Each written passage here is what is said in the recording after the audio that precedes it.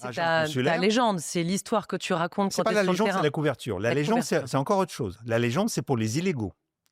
Parce que, en fait, la majorité des espions, c'est ce qu'on appelle l'espionnage légal.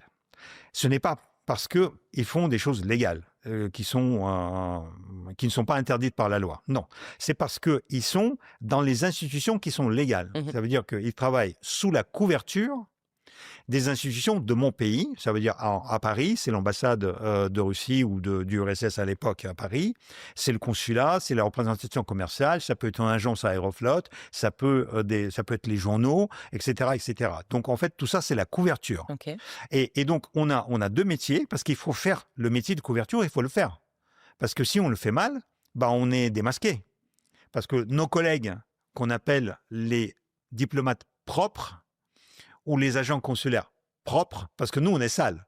Ouais, Donc, eux, ils sont propres. sympa.